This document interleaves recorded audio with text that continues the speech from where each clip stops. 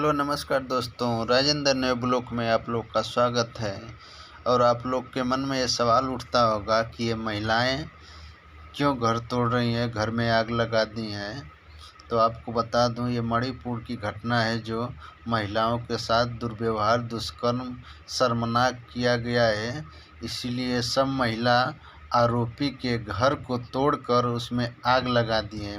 महिलाओं का आक्रोश और गुस्सा आपको दिख ही रहा होगा वीडियो में दोस्तों।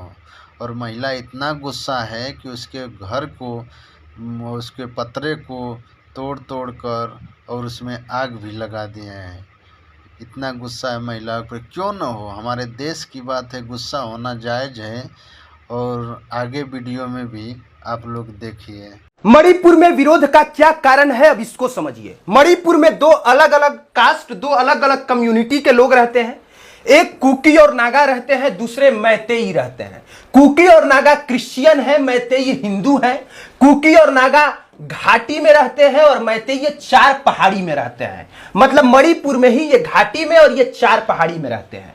और मैतेइयों ने 2012 में अपील किया था हाई कोर्ट से कि हमको अनुसूचित जनजाति यानी कि शेड्यूल ट्राइब्स में डाला जाए। और इसी पर हाई कोर्ट पिछले लंबे समय से सुनवाई कर रहा था। और सुनवाई करते करते हाई कोर्ट ने 27 मार्च 2023 को राज्य सरकार को निर्देश दिया कि मैतेइयों को शेड्यूल ट्राइब्स अनुसूचित जनजाति में कंसीडर किया जाए, ऐसा मणिपुर हाई कोर्ट ने कहा।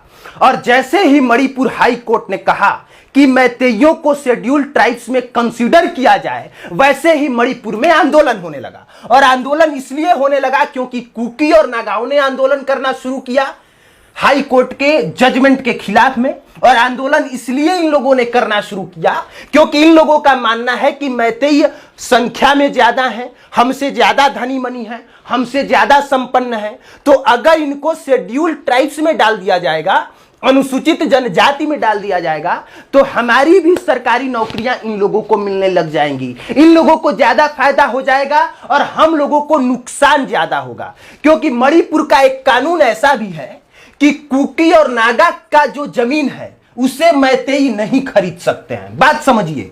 लेकिन मैतेइयों का जहां जहां जमीन है कुकी और नागा उसको खरीद सकते हैं। तो अब जब मैतेइयों को अनुसूचित जनजाति में डाल दिया जाएगा तो मैतेई इनका भी जमीन खरीद सकते हैं। इसीलिए कुकी और नागाओं ने विरोध करना शुरू कर दिया कि हम नहीं चाहते हैं कि मैतेइयों को अनुसूचित जनजाति में डाला जाए। और विरोध का सबसे मेन रीजन यही है। और विरोध की भयंकर शुरुआत तब होती है जब मणिपुर के मुख्यमंत्री एक कार्यक्रम में जिम का उद्घाटन करने के लिए आते हैं। एक जिम का उद्घाटन करने के लिए मणिपुर के सीएम 28 अप्रैल को जिम का उद्घाटन करने के लिए उनको आना होता है। लेकिन उनके आने से पहले ही कुकी और नागा के जो लोग हैं उस जिम में आग लगा देते हैं।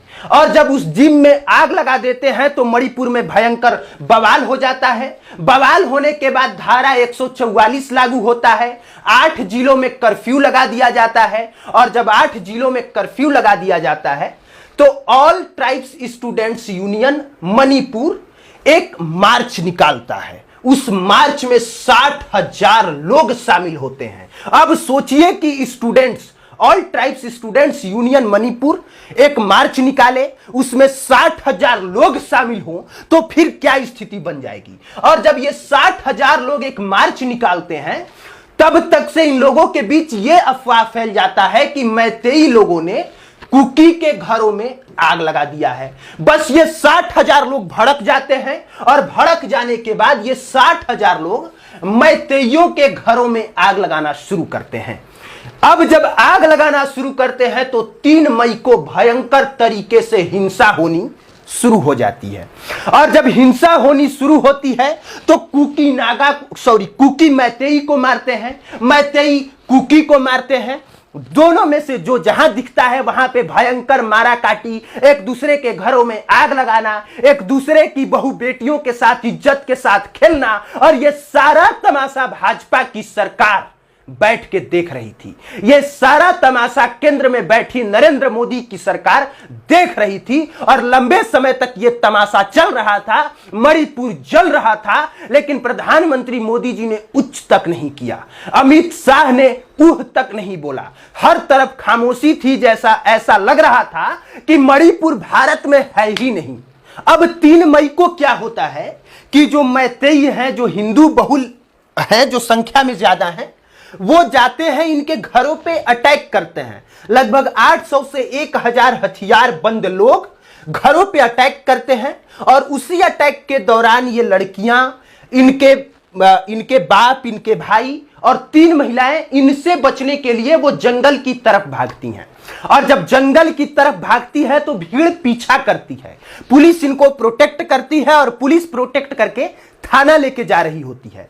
तब तक भीड़ और ज्यादा संख्या में आ जाती है और पुलिस से इन तीनों महिलाओं को छीन लेती है, उसके बाप को भी, उसके भाई को भी। सोचिए कि पुलिस से भीड़ इन महिलाओं को छीन लेती है, इसके बाद नंगा करती है। बाप विरोध करता है तो उसे गोली मार दी जाती है। 19 साल का जब भाई विरोध करता है तो उसे भी मौत के घाट उतार दिया जाता है। फिर इन तीनों महिलाओं को दो लड़कियों की वीडियो वायरल हो जाती है और एक महिला की वीडियो वायरल नहीं हो पाती है, पर एफआईआर में उस तीसरी महिला का भी जिक्र है। तीनों को नंगा किया जाता है, उनके प्राइवेट पार्ट्स के साथ छेड़छाड़ की जाती है, उसकी वीडियो वायरल होती है। और सबसे बड़ा सवाल वही है जो मैंने स्टार्टिंग में किया कि 4 मई की घटना है, 18 मई को इतने लंबे समय के बाद एफआईआर क्यों दर्ज हुई? उन बेटियों का तस्वीर मेरे सामने आता है, जैसे कि वो रो रहे हैं, जैसे कि वो गिड़गिड़ा रहे हैं कि बचाओ हमें, बचाओ हमें। नहीं, हम दुनिया को अपना मुंह नहीं दिखा सकते हैं। 150 करीब मौतें हुए मणिपुर में, 65,000 पीपल होमलेस हो चुके हैं। ऐसे कई घटनाएं हुई होगी जहां पे महिलाओं के साथ ऐसे बदसलूकी किया गया है। It will be suspended in its application to a motion to the business listed before the council of the day.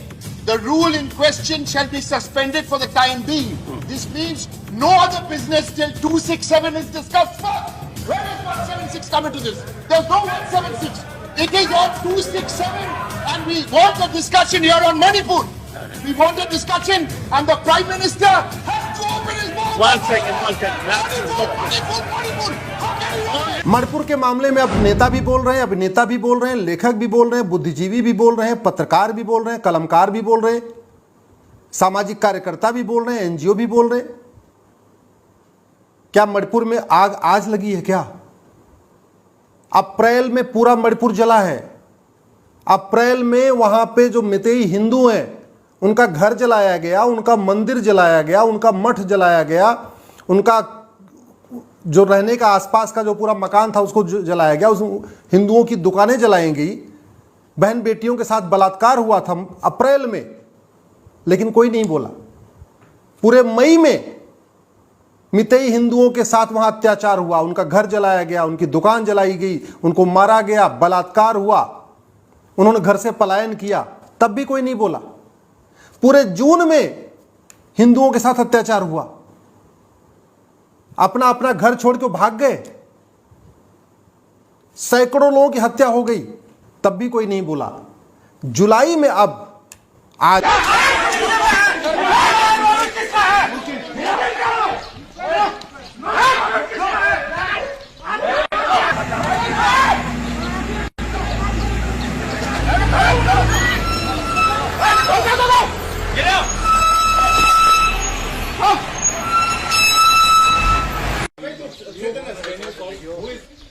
Who are you? Please come back. There's a limit here. No, get this out. What limit? We will talk later. Wait, we'll talk for 2 minutes. One of my boys, I need to protect you only. Please come back. One of my boys already lost his life.